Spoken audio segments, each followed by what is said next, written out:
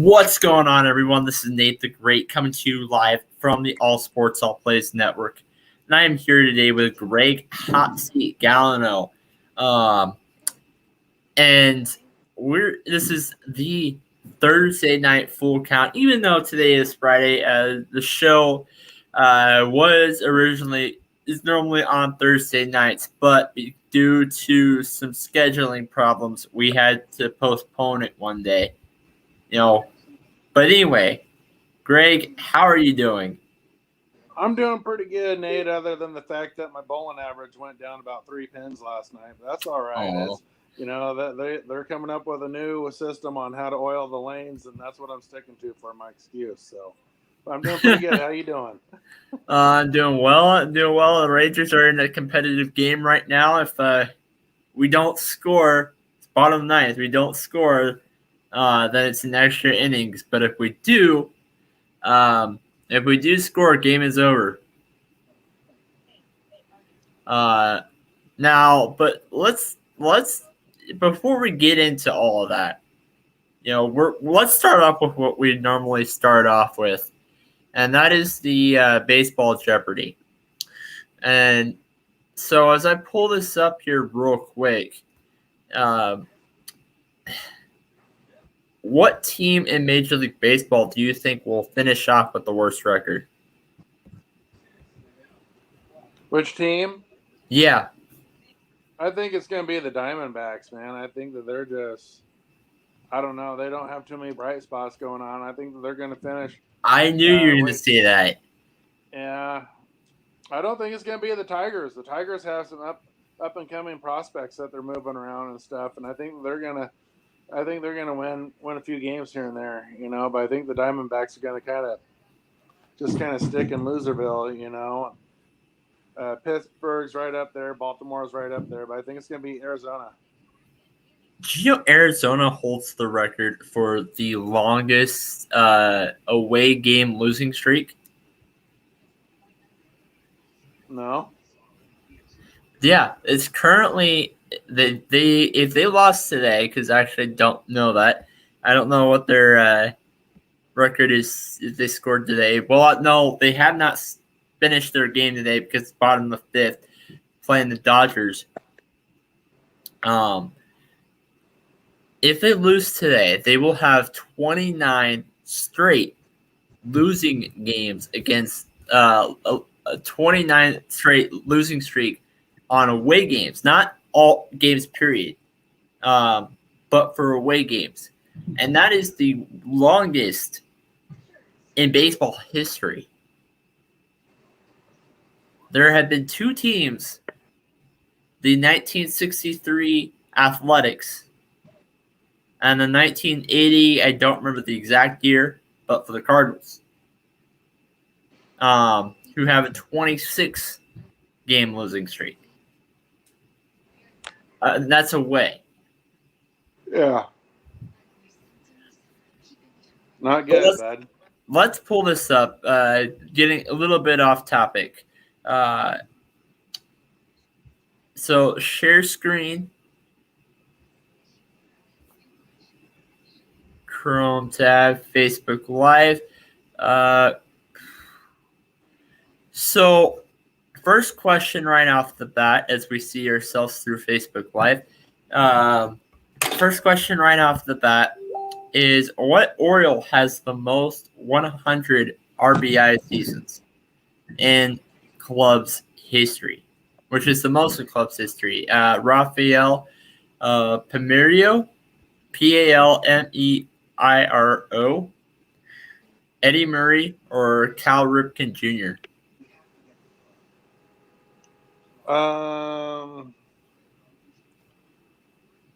Yeah, I think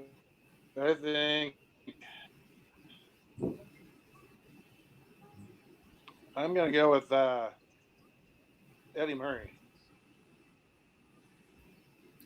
Okay.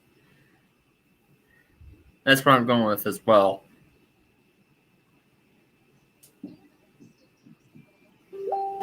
And that is correct. So where did Cal Ripken Jr. record his 30th hit on April 15, 2000? Yankee Stadium, Tropicana Field, or the Metrodome?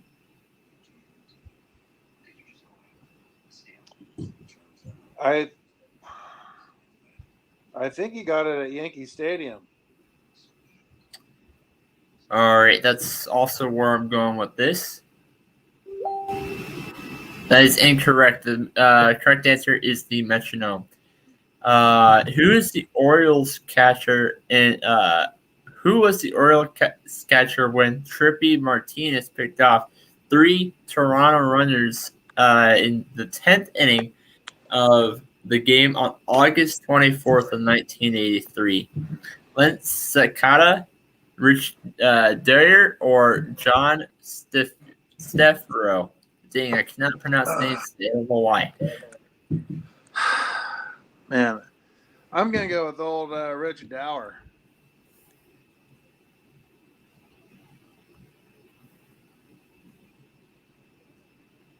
And that is not correct. The correct answer is actually Lincecata.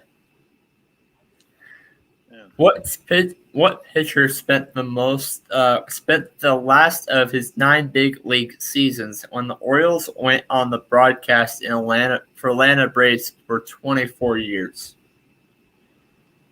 Harvey Haddix, John Harshman, or Ernie Johnson?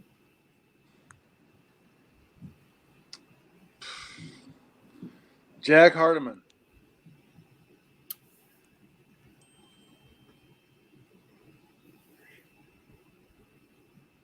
And that is incorrect. So we scored 1 run. So to stop the screen real quick, is we go back here. We do have a couple of comments and somebody says, this is so type record. If you're confused, we have a segment every week where we do this thing called Baseball Jeopardy. And what it is we see if we go up to those 10 questions, then we're going to close the segment. But if we get 3 questions wrong before we hit those 10 questions, then that is it. Like it's game over. We did score 1 run today. As we get one right and 3 wrong. And the question is chosen off of majority vote. Now, normally there's a third person here, and that's Ray Cruz, but he could not make it tonight due to weather alerts. So, the second segment that we do every week is, we rank top 5 pitchers of all time for each team as we go through it. Now we finished the National League. So now we're going to the American League. Now the first team that we're going to talk about, the American League, is currently, yes, it was randomly chosen, but they're last in their division, and that is the Minnesota Twins. So, Greg, I'm going to give this to you first. Who are your top 5 Minnesota Twins pitchers of all time? Okay. Well, normally I wouldn't do this for a pitcher that only put in 1 season, but I have to put him in the list. I mean, he should be right up there close to the top based on what he did with his 1 season with them, but I'm going to put him in the 5 hole because all he did was pitch 1 season for them. So normally when we're doing this list, we want to see pitchers that have put in, at least 5 years or so with the team. But so I kind of jumped a few spots for Jack Morris. Jack Morris, by all testimonies from Minnesota, is a living legend. Okay, he pitched 1 season in 1991, and that was the season that they won the World Series. And he had that epic 10-inning Game 7 victory over the Atlanta Braves. He had a 10-inning complete game. pitched outstanding. I think it was a 1-0 game. I think Gladden came in and in the 10th inning and won. It was one of the World Series for the ages. So for what he did in his one season in '91, he went 18-12 with a 3.3 ERA.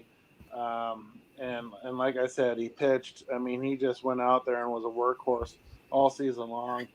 Pitched a 10 inning. They didn't even have to warm up the bullpen. I mean, he was just on fire, shutting the Braves hitters down all night in that World Series. So that I had to put him in the 5-hole just based on what he brought.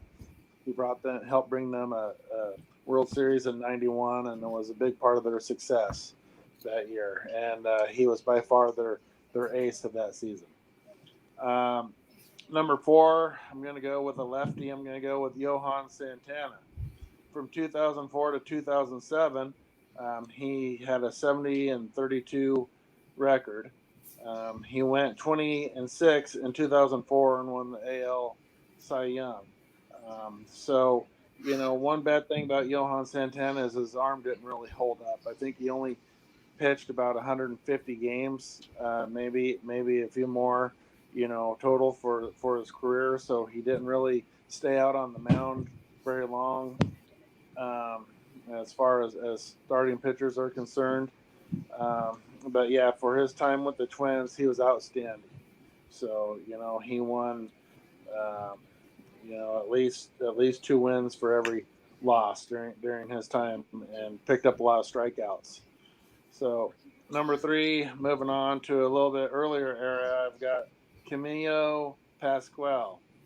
Camilo Pascual pitched 13 seasons for the Twins. He picked up 145 wins, 141 losses in his 13 seasons, but he also had 119 complete games out of that 145. And he also had 31 shutouts. So he was definitely a big part of the earlier years of the Twins' success. So number 2, moving on, I've got Jim Kaat. Jim Kaat pitched 15 seasons for the Twins, picked up 190 wins, 159 losses. He made 42 and 41 starts in the 65 and 66 seasons. An interesting thing about Jim Kaat is he wasn't just an excellent pitcher, but he was also an excellent fielder. He won 16 consecutive Gold Gloves, which is right up there with like Greg Maddux and a few others that have done something similar to that. So Jim Kaat, I got him in the 2-hole, and then who can deny Bert the Hurt Blyleven?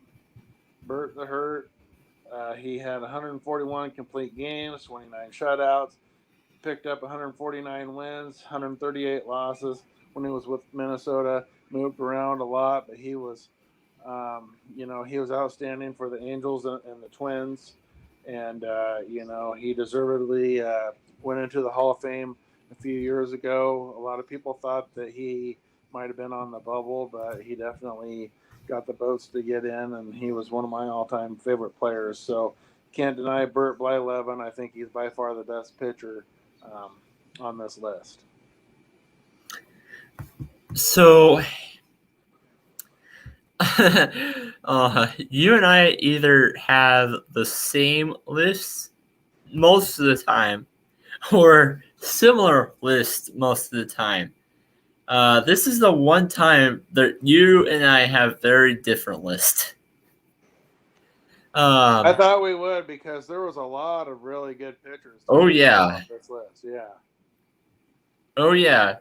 To start things off, for number 5, where you have him at your number 3. Camilo Pascual, who played from 1954 to 1966. He was, born in Havana.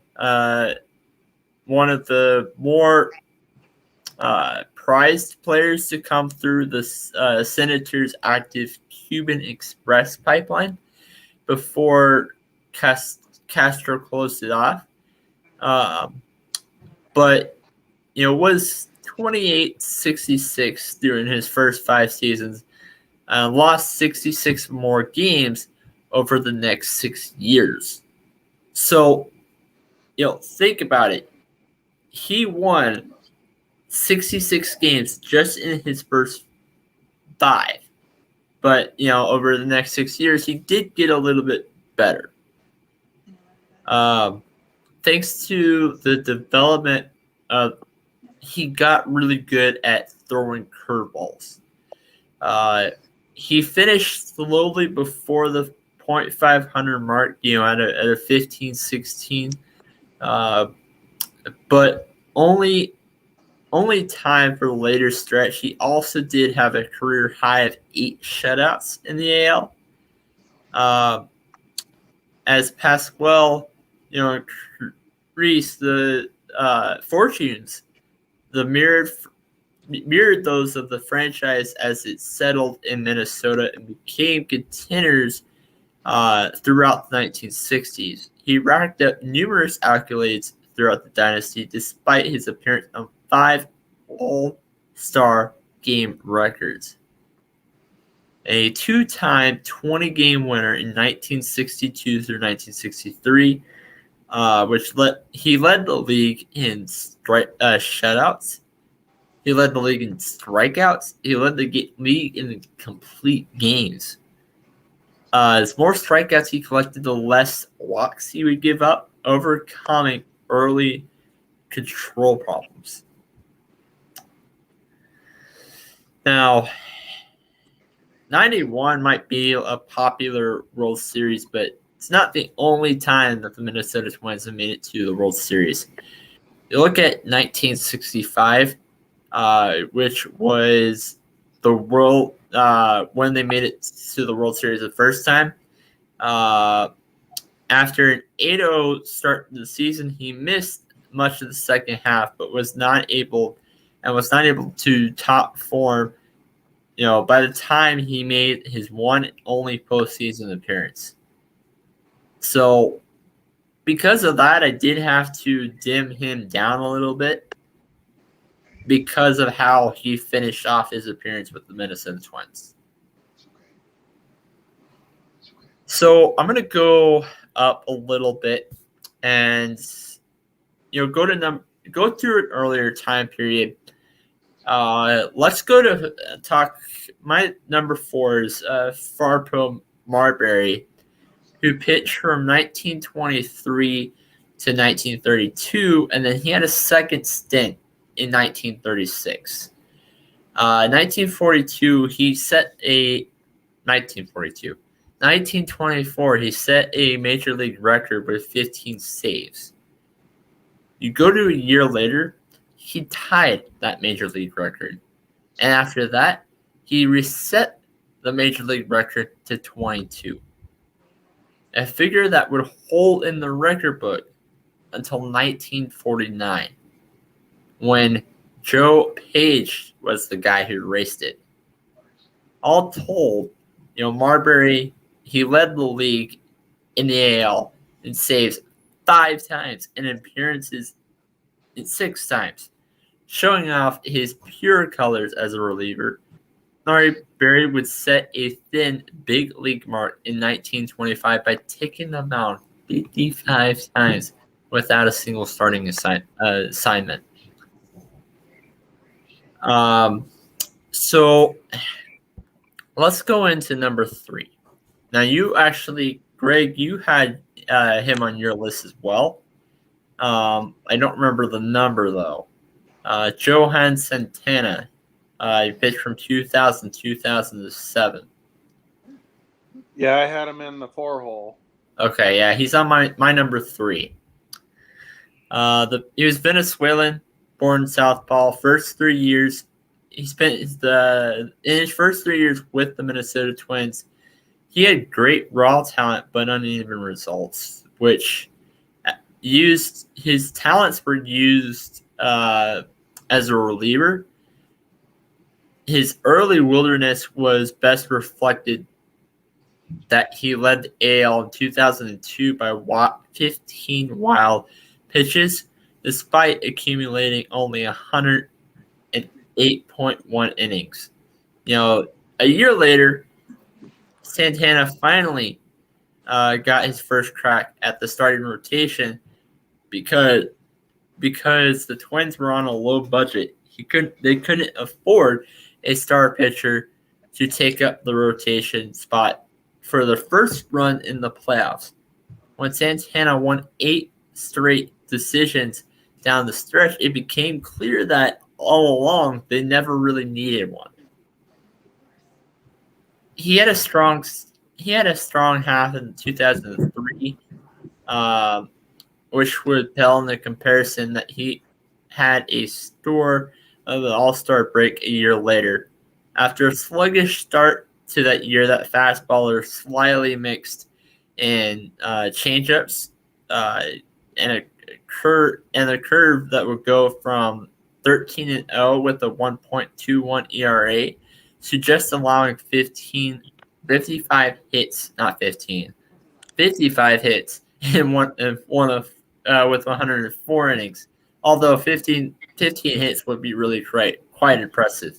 To Santana won the Cy Young, his second Cy Young, with a 19-6 mark and a 2.77 ERA, which would cap the outstanding 3-year stretch, in which he was 67-22 and led the AL in strikeouts 3 seasons.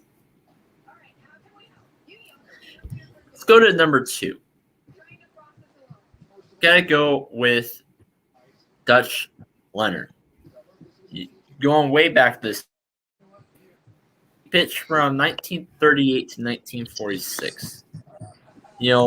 Leonard didn't develop the knuckleball until after a failed stay in Brooklyn in the mid 1930s-ish with the Senators, which paid off quickly in dividends.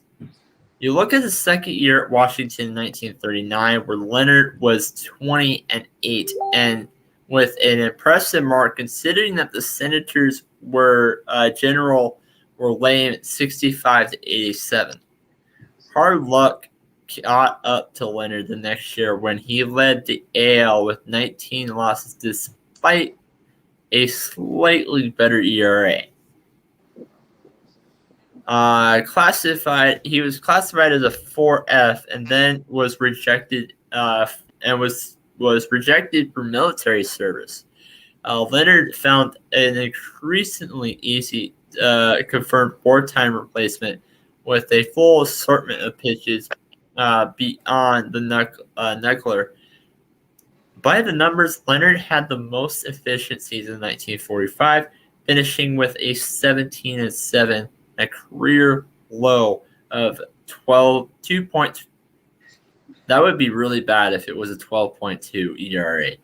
2.12 ERA, despite often unpredictable, wayward nature of knuckleball. He's never suffered any control problems, walking barely 2 patterns per 9 innings pitched.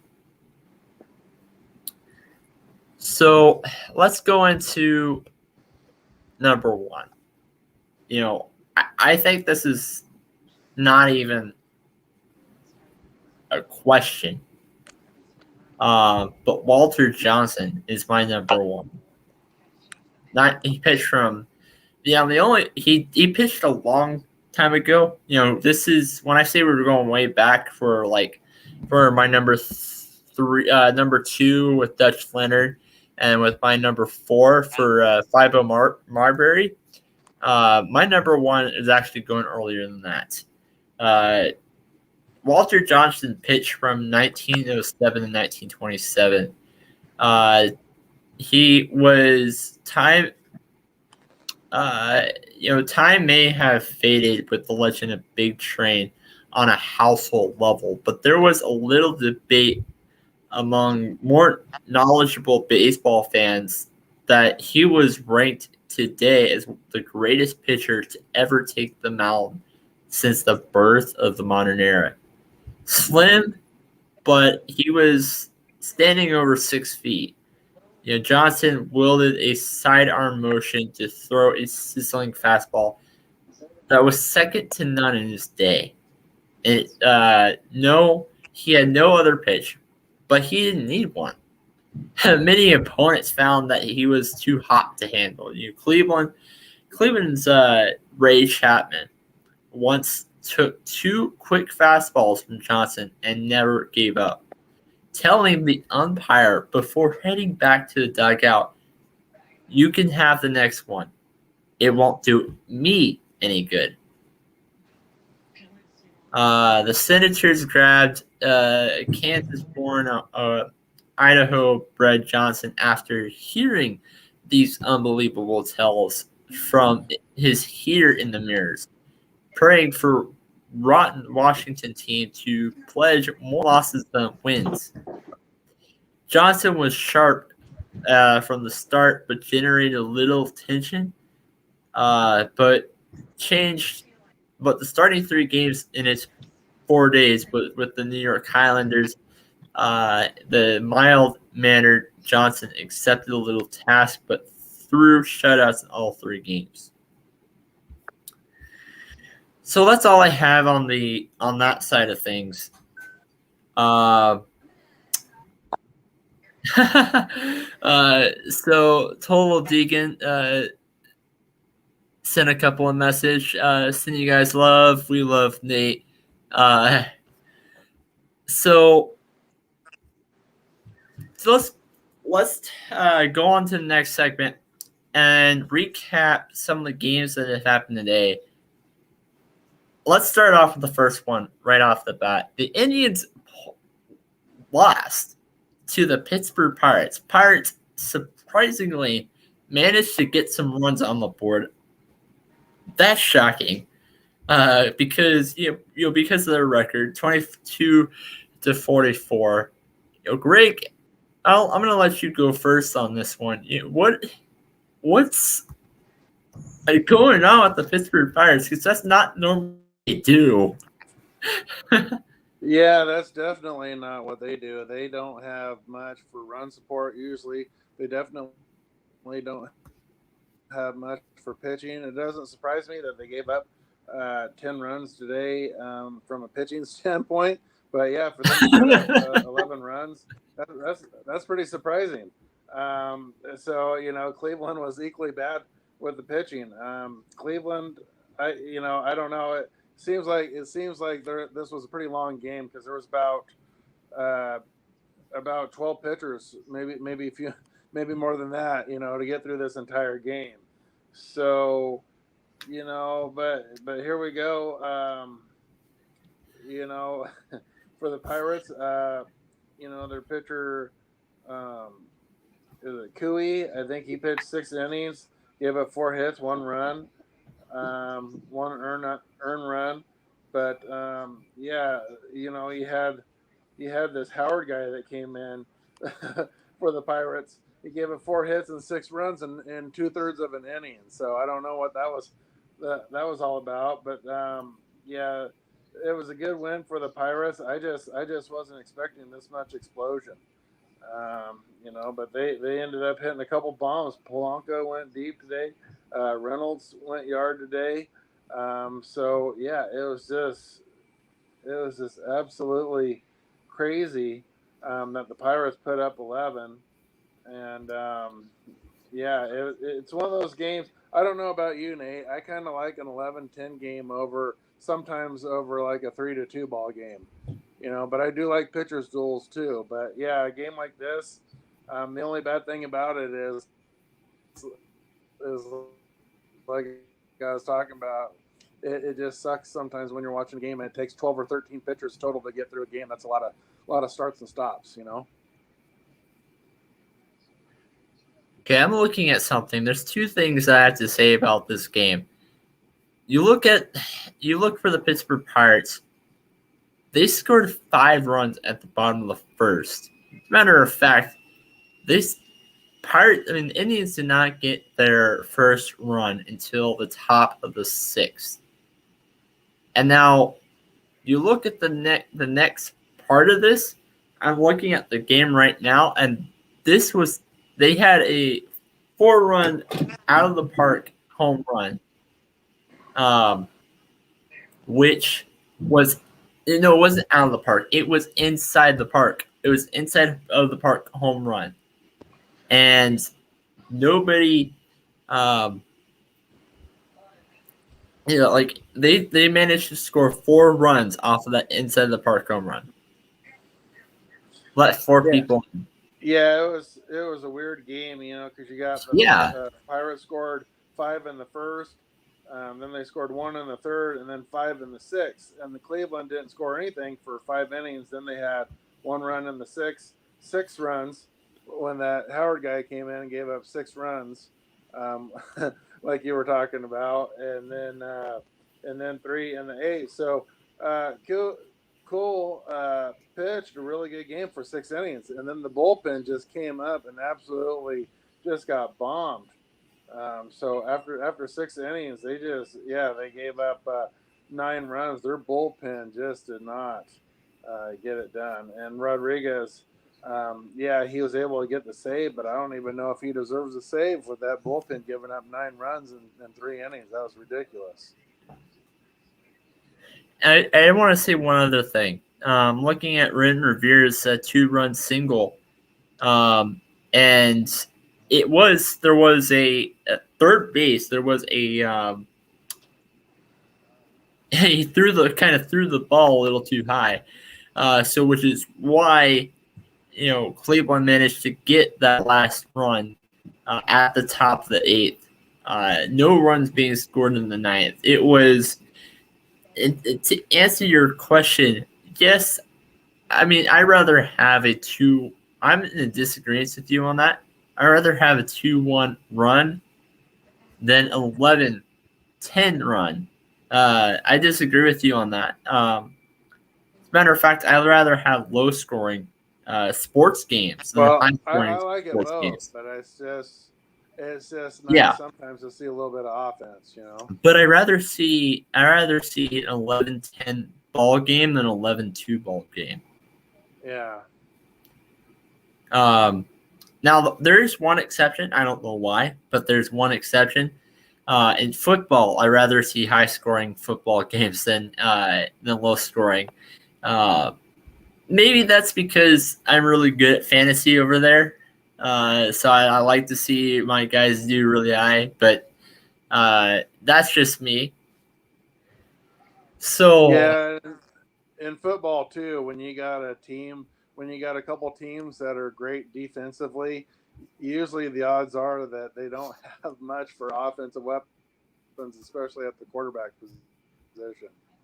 yeah, Um, as we've seen in the NFL. So, but I do like a good defensive game too in the NFL. But I've only been to one Major League Baseball game, and when I got there a little bit late. It was 4-1. The Angels were up 4-1 over the Rays, and then the Rays scored like 12 innings in the last 6.5 innings, and that was pretty exciting. To see home runs just leaving the yard left and right.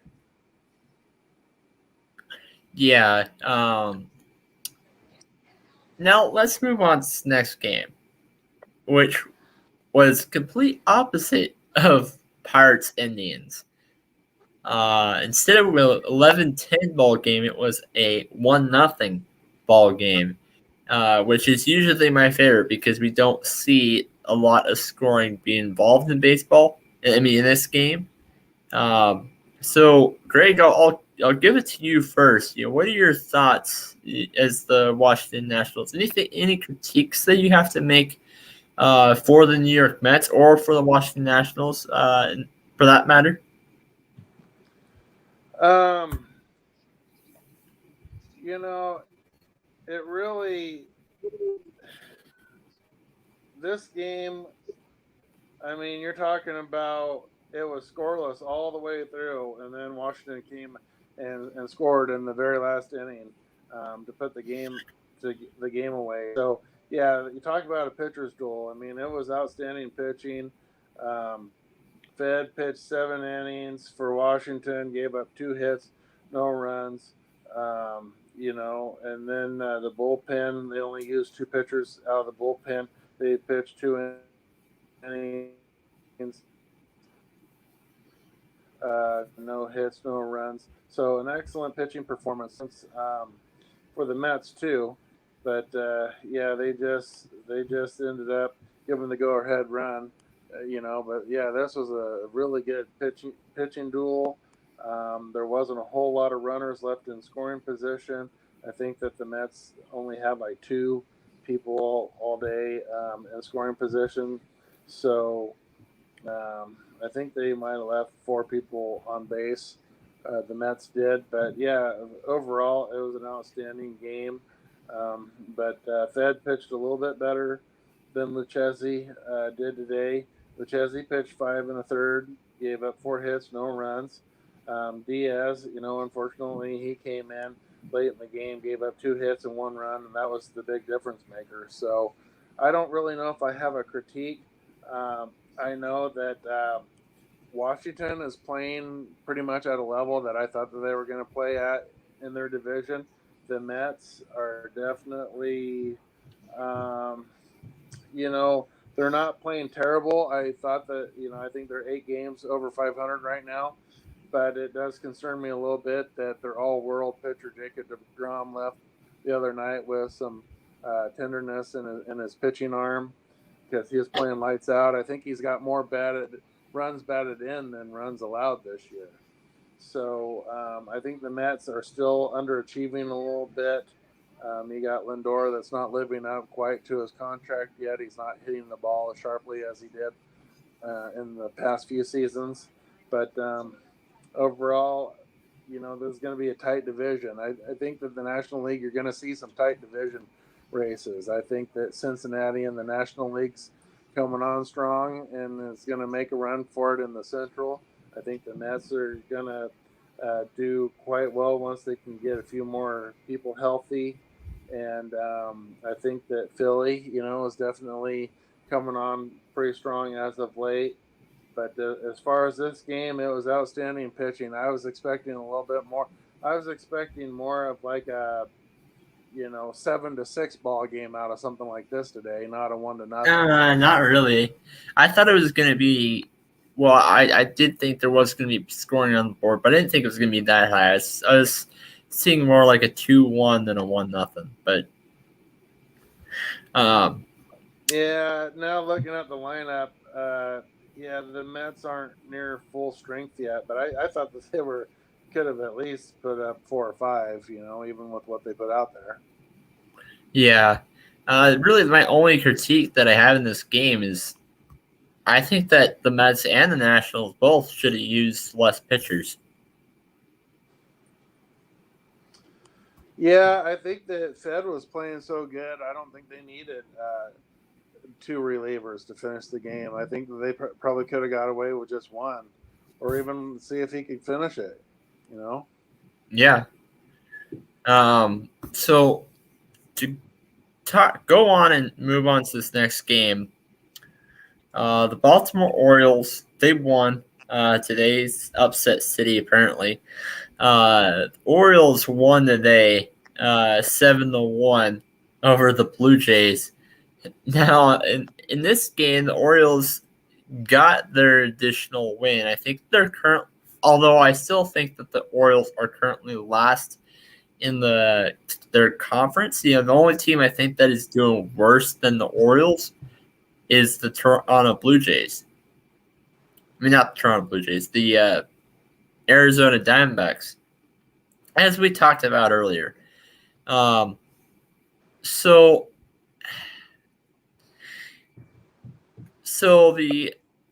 what are your thoughts on this game as the Orioles, beat the Toronto Blue Jays? I'm going to ask you the same question as last time. Any critiques that you have to make for Toronto or for Baltimore? Well, I don't know what happened with Toronto today because their first through 5 hitters, their 1 through 5 hitters only had 1 hit between them, the entire game, which is absolutely ridiculous for the top 4 or 5 batters in your lineup. So they need to get a little bit more consistent at getting people on, especially at the top of their lineup. But overall, the Blue Jays just didn't seem to really have much going on. They didn't score until the 5th inning. Baltimore, they didn't really do that much until the very last when they scored 5 in the 8th inning, and they poured it on. But as far as Baltimore is concerned, I don't like how Baltimore, you know, they're very low on wins, and they're going to finish the season very low on wins. But I don't know if it's just a managerial standpoint that they feel like they need to use 5 or 6 pitchers every game. Because if you're still in the 20s for wins at this point in the season, I really don't know why you're trying to use your entire bullpen, every couple days, other than to maybe just kind of get a look to see who you want to keep and who you might want to use as a trading piece. But they only gave up 1 run today, but they went through 5 pitchers to do it. Their starting pitcher Eshelman, he didn't pitch too bad. He gave up 3 hits, 1 run, but he only pitched 4 2/3 innings, so he wasn't even eligible for a win. So to talk a little bit more about that, I don't necessarily agree. I agree with you. I don't think the Baltimore should have used as much pitchers as they did, but I still think it's I still think it is kind of early. It's not. All-Star break is almost here, but at this point, All-Star break hasn't happened yet, even though it's getting close. Teams, even though they're still bottom of their, even though teams like the Orioles, the Rangers, the Diamondbacks, Pirates, you name it, they're still at the bottom of their barrel. But at this point, I would still consider them in the competition, even though they're just barely hanging on. I agree with you. I think that Orioles should only use 1 pitcher throughout the entire game, unless if there's an injury on the pitcher gets injured. That being said, if they're eliminated from playoffs, where they literally have no chance of being close to that point where they have no chance of making the playoffs, they don't need to be focusing on it. And there, I would try to use multiple pitchers to see who's doing well, who's not. Then I would worry about where who I would get rid of, things like that. Yeah, I'm just saying that for a game that ended up being 7-1, and you're on the winning end, and you're still going through 5 pitchers, that's something that you'd see in like the playoffs or the World Series. That's true. That just seems like an excessive amount of pitchers to get through one game. Now, the game was a lot closer than that, up until the 8th inning, because it was only 2-1 up until that point, and then the Baltimore exploded for 5 runs in the bottom of the 8th. So, so it was a lot closer than that. But to get through, a lopsided victory like this and go through 5 pitchers, when you're using your starter for less than 5, your next guy for a little over 1, and then the next 3 guys for 1 inning apiece, that just seems like a lot of work for a 6-run game. Mm-hmm. So moving on to the next game.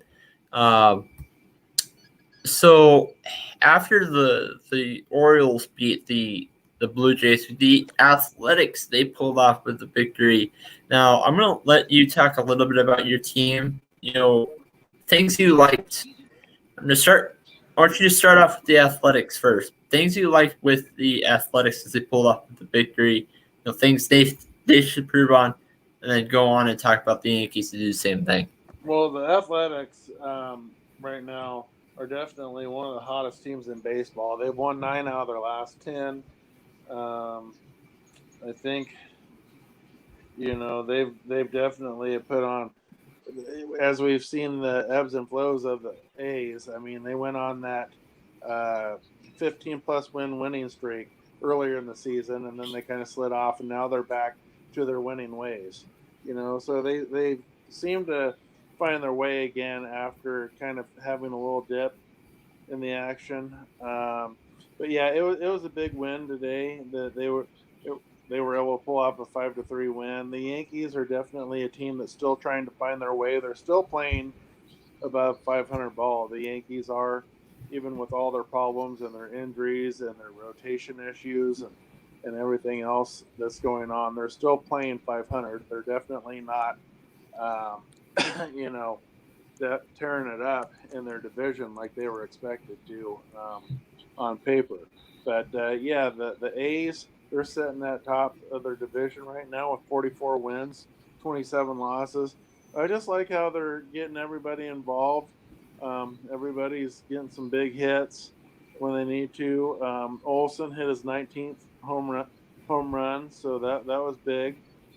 Kemp went out and got a bomb today. So it was pretty good for them to get a couple bombs going, and I just like how the A's are really putting it together. They got excellent defense at first and third base. I mean, Olson is just turning it up right now with 19 home runs. Um, so you're just getting outstanding defensive effort, and their pitching is coming along pretty good. Brilliant pitched pretty decent today. Gave up 3 runs off of 3 hits, but it was a pretty decent performance. They did go through 4 pitchers, but it was just one of those back and forth games. So as far as the A's are concerned, they're doing everything right now. So, they're on another big time winning streak, and like I said, they've won 9 out of their last 10. So they're the hottest team in baseball right now, and I think that they're going to keep it going for a little bit longer. Again, I don't know if they're going to quite do what they did earlier in the season when they lost a few games and they won about 15 or more in a row. But yeah, I'm really happy that I got my Oakland shirt on today, bud. Defend Oaktown. So, as far as the Yankees are concerned, um, I really don't know what to say because they got they got some issues going on at the catcher position. Sanchez can definitely hit the long ball, but he's not a very good defensive player. And I keep saying that maybe it's time to move off from him. But then you got a guy like Stanton who's taking up the DH spot right now because he can't stay out in the outfield. So it's hard to figure out what to do with Sanchez because you kind of need his bat in the lineup. But Higashioka plays a lot better defense, and he seems to be a little bit better communicator out there on defense. Um, so the Yankees, they just didn't hit the ball that well today, but they're starting to play halfway decent ball after they're getting outside of the Garrett Cole whole, putting junk on the baseball drama and everything. But yeah, I love to see a Yankees loss. Anytime my A's pick up a win, it's just awesome, especially when it's against the Yankees. Now, I have a question that I wanted to bring up to you. Do you think that they should move? I want to say LeMahieu, the name of the catcher for the Yankees. Do you think that they should move him to a different position on the field? Do I think that they should move DJ LeMahieu? Yeah. Well, he played first today. I mean, he's a natural second baseman. But they had Odor in there at second today, and they can't seem to keep Voit off on the field. So they had to move him to first. LeMahieu does a really good job at first, but I thought that his strongest position is second. So I think that it'd be better if in time you would be able to move him to second, maybe get Vaught back. Maybe look into, if Vaught's not going to come back, maybe look into teaching Sanchez how to play a little first base or something because they need his bat. But I don't think they can afford to put Stanton out in the field anymore because of all of his hamstring and leg issues and stuff that he has going on. So I think it's safer for them to just kind of keep him in the DH spot and limit the risk of injury out there. I'm not gonna lie to you I think that first base is the easiest position in baseball to play. Now, I do think it is beside pitcher. I do think it is the one that is probably most used because when a runner comes up, they go up to first. Before going up to second and third, and that happens every single inning. So I do think it is the one that is the most used, but I do think it's also the easiest as well because all you really have to do is catch the ball and really tag him out. If you're on second, you do have to throw the ball to first every once in a while, and same with third. Yeah, second base is one of the harder positions in baseball to play because everything's going in reverse. When you're talking about a double play going from shortstop, the second baseman has to move to his right and then catch the ball and throw off of his back foot, which is his right leg, and make the throw to first. So everything kind of works in the opposite direction. From second base, it's a little bit harder to navigate because everything else kind of flows in the right direction. From third base, shortstop, everything kind of moves to your left. So second base, everything kind of moves around, and there's a lot of communication that has to take place between the catcher and the shortstop and the second baseman. So I think that first base is an easier position, and I think that LeMahieu does a great job. One thing that first basemen don't get enough credit for is making crucial scoops. You know, when a third baseman or a shortstop or somebody makes a really bad throw or makes like a two-hop throw or something, you know, the first baseman has to dig it out. I think they don't get enough credit for, you know, having to make up for some bad throws every now and then.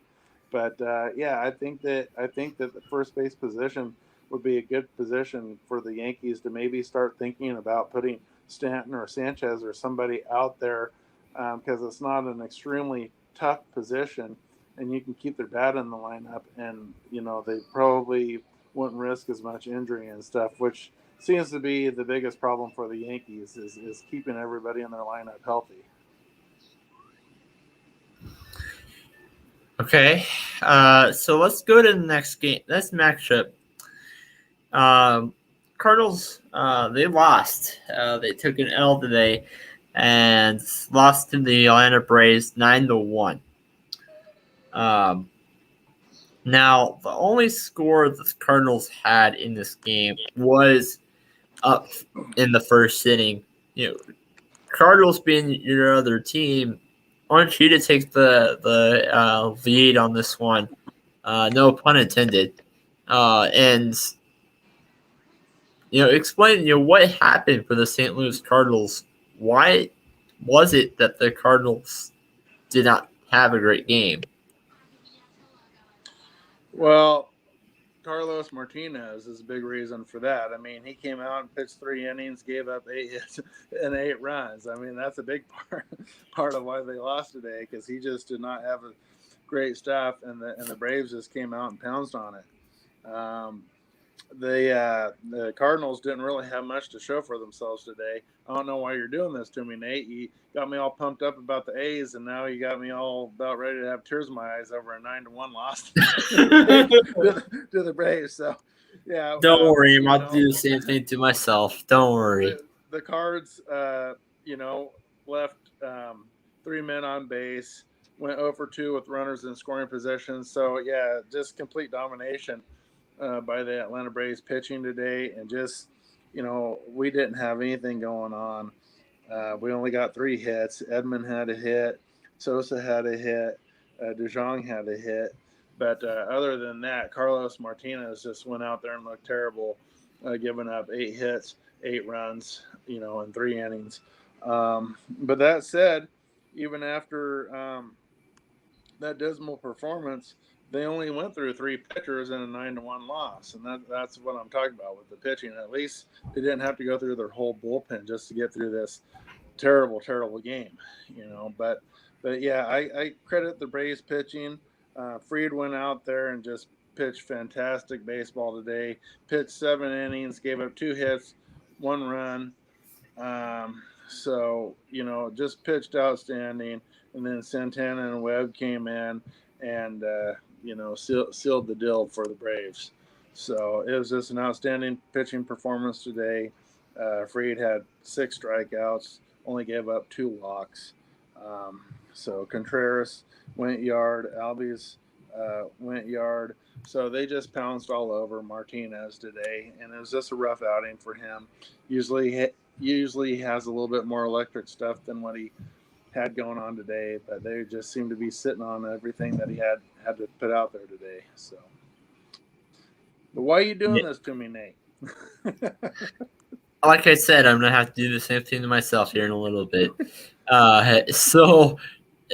Maybe I say that because both the Colorado Rockies and the Texas Rangers are pulling up the extra innings against the opponents that they play. But let's talk about one other matchup before we talk about the Rangers as they played against the Twins and lost in extra innings. The Miami Marlins, they beat the Chicago Cubs 10-2. A lot of runs being scored. You look at the Cubs. The Cubs, they started 3 pitchers today, and but Miami Marlins, they started 4, which the Miami gave up only 2 runs by Cody Potet, but those 2 runs happened early. Cubs started off with the lead, but they just couldn't maintain it. By the time 3rd inning went around, and that's really when we really saw Miami do its thing. So, Greg, giving this to you, what are your pros and cons for both teams in this game?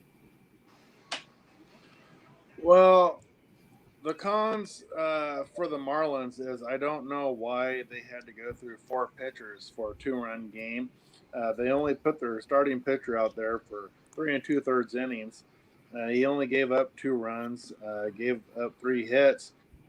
He wasn't pitching bad. He had a couple, he did give up a couple bombs, but they were solo shots. So I would have done half of those. I would have started 2 pitchers. That's it. Yeah, so I don't know why Miami, blew this game wide open. But they decided to go with 4 pitchers to get through this game, which completely boggles me why all these pitchers are getting so much work. But as far as this game's concerned, Davies just had a really rough outing today. He came out, pitched 6 innings, he gave up 7 hits, 8 runs. All 8 were earned. Gave up 2 home runs, only had 2 strikeouts, so he definitely gave a very dismal performance today. But they only went through 3 pitchers even after all that. So they just came in with Winkler and Wyke and finished off the game after Davies did his thing. I really don't have any clue why Davies was out there for the entire 6 innings, but he was. But yeah, you're talking about the Cubs. They were one of the hot teams going on there for a while. They're still sitting pretty good in their division. But yeah, they just had an off night and a very bad pitching performance.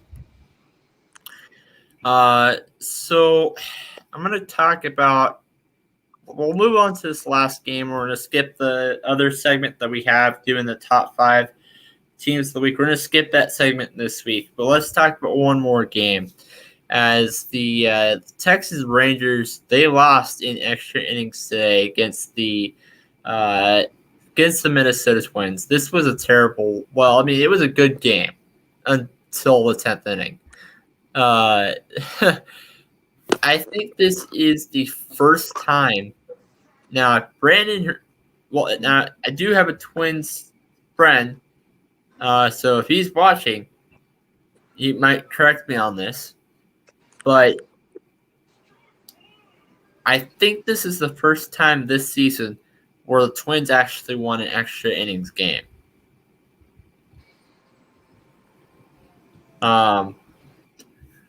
Joey got so in the first inning was exciting. Twins put up 3 extra runs on the board, and so did the Texas Rangers.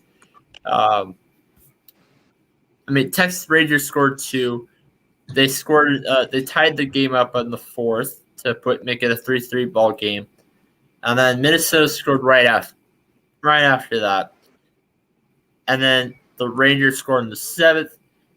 But extra innings is where really things started to get going.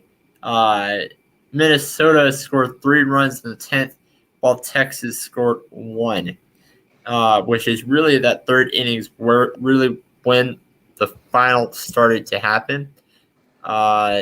The Twins started so many pitchers in this game, it's not even funny. Looking at the Texas Rangers, however, they were worse. Mike Fulton Newick started. He was in this game. He pitched 5 innings and he gave up 4 earned runs, which, to be honest, that's perfectly I understand that. I understand benching him, but Brett Martin pitched for 1 inning, 1 strikeout. Spencer Patton, 1 inning, 1 strikeout. Ian Kennedy pitched and DeMarcus Evans, he had 1 strikeout and he didn't even pitch an inning in that game. Why in the world would you start 7 pitchers in that game? We talk about this a lot here on the Full Count because it's that important.